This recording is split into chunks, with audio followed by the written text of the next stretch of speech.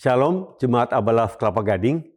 Kita akan kembali sebagai seluruh pemimpin, pelayan, seluruh pekerja, dan juga jemaat di Abalaf Kelapa Gading.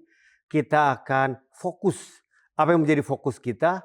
One to another, dimuridkan untuk memuridkan. Dan tahun 2026 ini kita perdalam lagi dengan growing deeper together, bertumbuh lebih dalam bersama-sama. Apa yang akan kita lakukan bersama-sama? Mari kita akan kembali membahas tentang pemuritan. Ya, di dalam visi gereja kita Abalaf, kita awali dengan menjadi murid Kristus melalui komunitas sejati. Komunitas sel yang ada di gereja kita harapkan menjadi komunitas sejati. Apa ciri dari komunitas sejati? Hasilnya murid Kristus. Dan juga di fokus dari gereja kita Abalaf Kelapa Gading apa? Dikatakan komunitas yang menjadi rumah Tuhan. Oleh sebab itu, komunitas yang kita rindukan benar-benar rumah Tuhan. Apa cirinya? Sekali lagi, murid Kristus atau dalam konteks rumah Tuhan disebut batu hidup. Oleh sebab itu, seluruh jemaat Tuhan, mari kita menjadi batu hidup. Dan kita semua akan start dari kembali nol lagi untuk mencari batu-batu hidup. Pastikan murid-murid Tuhan yang ada di gereja ini adalah batu hidup. Dan di dalam Matius 28 ayat ke-19, amanat agung berbicara, karena itu pergilah, jadikanlah semua bangsa muridku dan baptislah mereka dalam nama Bapa dan Anak dan Roh Kudus. Apa artinya bagian ayat yang ke-19 dikatakan kita harus secara khusus mentaati perintah Tuhan untuk pergi mencari murid, mencari batu hidup. Jadikanlah setiap orang percaya jadi murid Kristus atau batu hidup. Apa cirinya? Mereka mengalami Tuhan lalu dibaptis di dalam nama Bapa, Anak, dan Roh Kudus. Artinya apa? Mereka lahir baru. Jadi ciri yang nomor satu daripada batu hidup adalah mengalami kelahiran baru. Dan kalau orang bertanya, apa ciri-ciri lahir baru? Hari ini mari kita pelajari bersama-sama dan kita mengevaluasi diri kita dan murid-murid yang Tuhan percayakan. Apakah mereka benar-benar lahir baru? Yang pertama dikatakan, orang yang lahir baru pasti memberi diri dibaptis dan hidup dalam pertobatan. Jadi pasti orang yang baru rindu dibaptis. Kalau ada orang yang menolak dibaptis, menunda-nunda untuk tidak mau dibaptis, ya kita ragukan apakah ada iman yang sejati kepada Yesus Kristus. Kemudian juga hidup dalam pertobatan, artinya apa? Kita tidak bicara kesempurnaan, kita nggak bicara kita tidak pernah jatuh. Siapapun kita bisa saja tersandung, terpleset dan jatuh dalam dosa. Tetapi orang yang lahir baru segera rindu bangkit, segera bertobat kembali. Jadi pertobatan menjadi gaya hidup setiap hari. Ketika kita ditegur Roh Kudus, kita segera bertobat. Makanya kalau ada orang yang lahir baru katanya, tapi hidupnya tetap di dalam dosa, menghidupi dosa, kami akan ragukan apakah betul orang itu benar-benar lahir baru. Orang yang lahir baru tidak betah terus hidup di dalam dosa. Poin yang kedua dikatakan orang yang lahir baru terus bertumbuh dalam kasih karunia dan pengenalan akan Tuhan. Jadi dia rindu tidak akan mengalami stagnasi, kemandekan rohani. Dia rindu terus makin kenal Tuhan, makin bertumbuh di dalam kasih karunia. Dan yang terakhir, yang ketiga dikatakan apa? Setia hingga akhir hidupnya dalam iman yang sejati. Kita percaya orang yang lahir baru tidak akan sampai memberi diri ditipu oleh dosa. Bahkan diseret begitu rupa, terikat kembali, kecewa sama Tuhan, bahkan murtad. Tidak akan terjadi karena orang lahir baru akan tetap memandang Tuhan senantiasa dan setia sampai akhir hayat. Coba mari kita uji diri kita masing-masing. Apakah saya sudah menjadi batu hidup dengan ciri yang pertama apa? Lahir baru. Lalu juga murid-murid yang kita muridkan, apakah benar dia lahir baru? Kemudian yang kedua, dikatakan fokus mencari batu hidup di ayat yang ke-20. Dikatakan ajarlah mereka melakukan segala sesuatu yang telah kuperintahkan kepadamu dan ketahuilah aku menyertai kamu senantiasa sampai kepada akhir zaman. Jadi ketika orang yang sudah lahir baru dilanjutkan dengan apa? Kita muridkan, kita ajar mereka untuk melakukan. Kata melakukan di sini dalam bahasa Inggrisnya observe and obey. Meneliti firman, menggali firman, dan juga menaati firman. Segala yang Tuhan perintahkan, segala firman Tuhan, itu kita gali, kita taati, kita hidupi benar-benar. Dan Tuhan akan berikan kasih karunia. Dia sertai kita terus-menerus sampai akhir zaman. Makanya yang kedua, kalau kita yang sudah jadi batu hidup, kita punya roh anak. Spirit of sonship. Roh anak ini penting sekali sebagai murid Kristus. Orang yang batu hidup, roh anak artinya apa? Dia selalu rindu available, rindu bersedia memberi hidupnya, hatinya, dan sekaligus waktunya untuk ada di pemuritan. Baik dalam pertemuan-pertemuan pemuritan, baik dalam memberi waktu online, telepon, chat, semua hubungan kita rindu memberikan hati dan waktu kita. Sekaligus saya mau katakan, memang pemuritan perlu komitmen waktu. Tetapi roh anak selalu memberi diri. Saya bersedia, Kak. Kapan kita mau pemuritan, Kak, berikutnya? Mari kita atur jadwal, Kak. Jadi pemuritan sesuatu yang konsisten. Ya, kalau dia sahabat baru, masih jiwa baru, masih bayi rohani, kita intens setiap minggu. Kalau dia sudah lebih bertumbuh lagi, mungkin tiap 2 minggu. Tapi kalau dia sudah menjadi pelayan, ya mungkin kita sebulan sekali. Sekali lagi tergantung memang perlu atau kebutuhan rohani, pertumbuhan rohaninya. Yang kedua, orang yang punya roh anak selalu mau connectable. Artinya apa? Hubungan yang dibangun makin lama makin dalam. Karena pemuritan bicara kedalaman sekali lagi. Kalau kita hanya bicara permukaan, bahkan kita tidak mau terbuka, tidak mau jujur apa adanya, nah itu belum punya roh anak. Roh anak selalu siap apa adanya kepada Bapa rohaninya, kepada pemuridnya. Oleh sebab itu kedalaman hubungan makin lama makin terbuka apa adanya. Tidak ada yang disembunyikan, tidak ada yang ditutupi. Bahkan jangan nunggu ditanya baru bisa jawab. Tapi kita selalu memberitahu kepada pemuritan kita, siapakah saya sebenarnya? Apa saja pergumulan saya? Bahkan ketika saya jatuh dalam dosa, saya bisa hubungi pemurid saya dengan aman. Saya bisa mengaku dosa saya. Saya didoakan, saya dipulihkan kembali. Saya bangkit kembali. Apa adanya.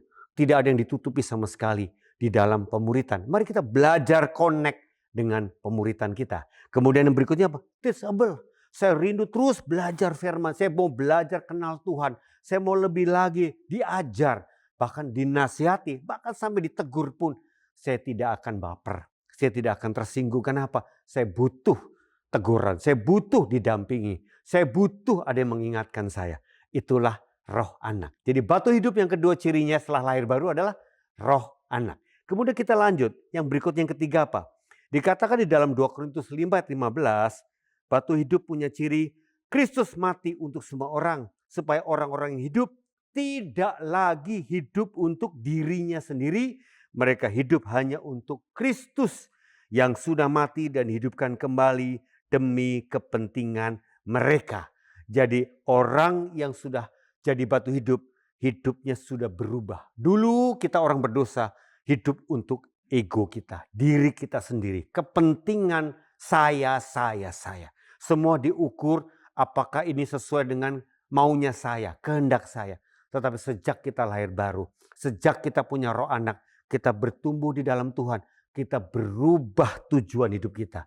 Tidak lagi buat kepentingan pribadi kita, tapi mulai hidup untuk Kristus, untuk kepentingan Tuhan. Dan apa kepentingan Tuhan? Dikatakan di Matius 4:19, Yesus berkata kepada mereka, mari ikutlah aku dan kamu akan kujadikan penjala manusia.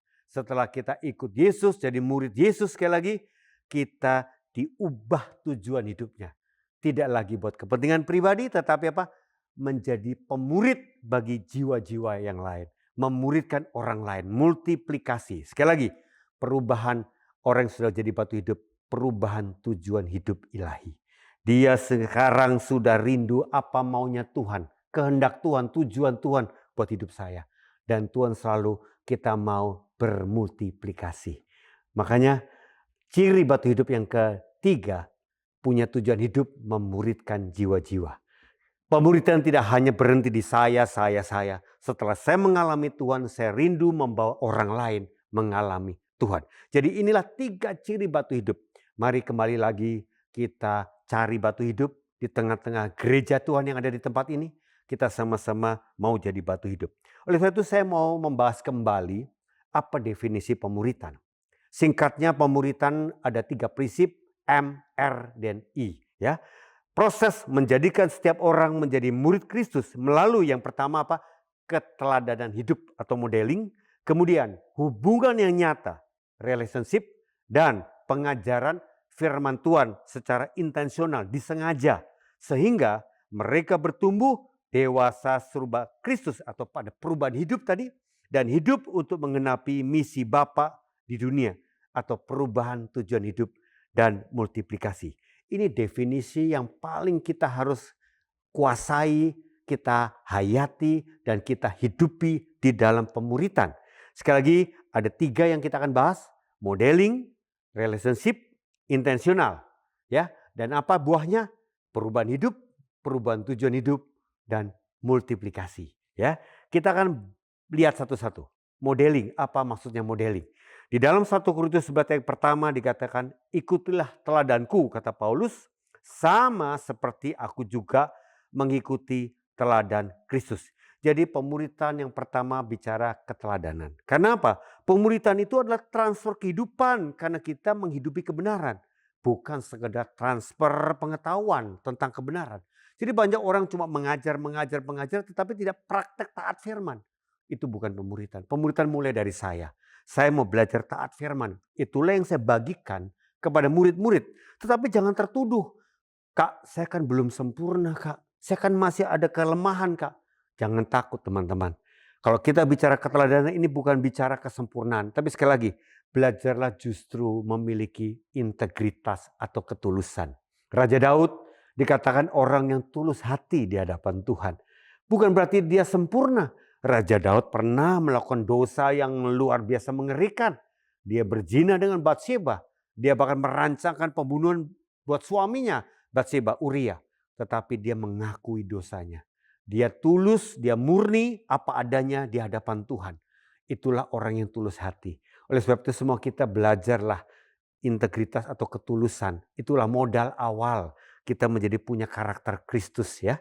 Oleh sebab itu modeling atau ketulusan yang menjadi awal di dalam pemuritan. Ya, kemudian yang kedua, relationship. 1 Tesalonika 2:8 dikatakan, demikianlah kami dalam kasih sayang yang besar akan kamu, bukan saja rela membagi Injil Allah dengan kamu, tetapi juga hidup kami sendiri, karena kamu telah kami kasih. Semua pemurid, mari kita bertumbuh dengan hati Bapa. Dikatakan Paulus kepada jemaat Tesalonika, kasih sayang besar. Paulus mengasihi murid-muridnya di jemaat Tesalonika. Dan dikatakan dia bukan saja rela membagi Injil atau pengajaran firman, tetapi juga rela membagi hidupnya. Oleh sebab itu sekali lagi kita bicara pemuritan, bicara hubungan. Semakin dekat dan dalam hubungan, semakin besar dan kuat pengaruh. Ya, hubungan itu harus dibangun. Semakin lama, semakin dalam. Semakin apa adanya. Tidak ada rasa takut, rasa malu. Kita punya rasa aman, rasa hormat, rasa percaya kepada pemuritan kita. Khususnya dari anak kepada bapak rohaninya, dari murid kepada pemuridnya. Pemurid pun apa adanya. Dan oleh sebab itu dia akan terima respect dan trust daripada murid-muridnya. Mari bangunlah hubungan yang mendalam. Bukan saja basa-basi, permukaan, tetapi semakin dalam. Dan yang terakhir, kita bicara intensional. Dengan disengaja, dikatakan sekali lagi di dalam amanat agung, ajarlah mereka melakukan ya segala sesuatu yang telah kuperintahkan kepadamu.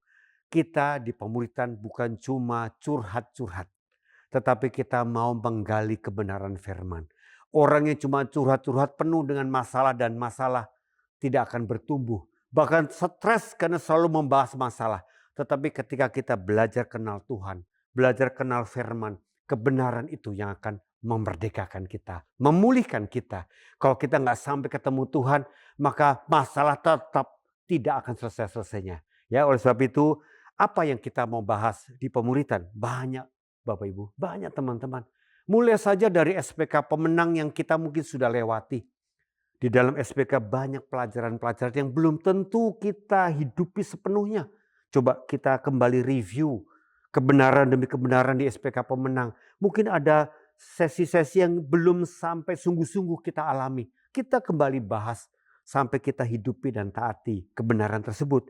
Begitu pula dengan transformasi hati. Bagian sangat penting untuk kita bertumbuh selanjutnya. Kita dipulihkan dari semua masa lalu kita. Kita alami hati yang baru, kesembuhan batin, pemulihan dari trauma dan pola dosa keluarga. Kita boleh sembuh dan boleh bertumbuh tanpa ada blocking atau halangan apapun. Kemudian apa? Pria, wanita, secara khusus kita punya bahan pemuritannya. Dan juga bagi yang mau pranikah, kita pemuritan lewat bahan-bahan pre-marriage goal atau BPN kita. Kemudian yang sudah menikah, kita kembali yang sudah ikut married forever, kita kembali review kebenaran demi kebenaran. Banyak yang mungkin kita belum sampai sungguh-sungguh alami, suami dan istri. Dan juga apa? Di parenting. Yang sudah punya anak bisa lanjutkan bagaimana kita jadi orang tua yang baik. Ini semua bahan begitu kaya yang Tuhan percayakan di gereja kita. Oleh sebab itu, pemuritan sebetulnya bahas bahan itu banyak sekali pilihan. Sepakati antara pemurid dan murid dan kita gali sama-sama sampai kita hidupi dan taati sama-sama. Kemudian apa? Tentang keuangan. Begitu banyak kadang ada masalah dengan kondisi-kondisi keuangan kita yang tidak sehat. Mari kita gali kebenaran tentang keuangan dan juga lanjut dengan SPK Pengabdi atau ESC. Waduh, begitu banyak nilai-nilai yang kita bisa review dan hidupi kembali. Sekali lagi, bicara bahan, sangat banyak pilihan bahan. Oleh sebab itu, mari para pemurid dan murid berdoa bersama, bersepakat bersama bahan apa yang kita mau bahas setiap kita bertemu di dalam pemuritan. Dan juga bisa bahas khotbah minggu yang sudah kita dengar sama-sama. Kita gali kembali di dalam pemuritan. Dan juga topik-topik apapun yang sesuai kebutuhan murid, sesuai pertumbuhan rohaninya. Sekali lagi, jangan pernah pusing kehabisan bahan. Bahan begitu kaya yang Tuhan percayakan di dalam gereja Tuhan. Dan yang terakhir, apa agenda di dalam pemuritan? Ketika kita bertemu on-site di dalam pemuritan, apa yang kita lakukan? Mari, ada 3 hal yang sederhana. Yaitu yang pertama, kita look back. Kita review, update kehidupan kita dari pertemuan sebelumnya sampai pertemuan yang sekarang. Apa saja yang terjadi, mungkin yang penting kita update kepada pemurid kita ceritakan. Mungkin ada satu kejadian penting, atau ada keputusan penting, atau ada satu masalah, tantangan yang dihadapi, kita cerita di dalam pertemuan yang bagian look back. Lalu juga evaluasi PR yang sebelumnya. Apakah kita sudah menang, sudah taati atau belum? Itulah bagian look back. Yang kedua, look up. Kita cari Tuhan sama-sama, kita bahas firman yang tadi sudah dibahas, ya, kita gali sama-sama, dan bukan cuma ngajar kalau pemuritan. Pemuritan itu kita bicara deep talk. Sekali lagi, pemuritan bukan sesi khotbah dan ngajar. Pemuritan kita belajar bersama-sama. Pemurid banyak menanyakan sesuatu kepada muridnya. Kita bertanya untuk dia, muridnya boleh menjawab, boleh merespon. Dan kita bisa pahami, oke, ini murid saya belum ngerti kebenaran ini. Mari kita bahas lebih dalam lagi, ya. Kita deep talk, tanya, jawab, kita ngobrol, kita dengar, kita bertanya, ya. Kemudian juga aplikasi ketaatan apa yang dia langsung harus lakukan dari firman yang kita bahas, dan kita akan doakan dia untuk boleh belajar mentaati kebenaran itu. Kemudian yang terakhir, look forward. Ada PR, ada tindak lanjut yang harus dilakukan setelah ini, ya. Di dalam pertemuan-pertemuan kita ada jenjang untuk kita, ada jeda untuk kita bisa apa? Hubungan secara online, baik chat, baik telepon, mari lakukan, ya. Pemuritan bicara gaya hidup keseharian. Kalau ada sesuatu kita tidak menunggu sampai ketemu lagi, kita bisa lakukan secara online. Sekali lagi, saya mau mendorong semua kita di Jemaat Abalah Kelapa Gading fokus menjadi batu hidup dan mencari batu hidup, dan mulai hidupilah pemuritan sesuai arahan yang sudah saya dan kami semua para pemimpin bagikan kepada saudara-saudari semua. Tuhan Yesus memberkati.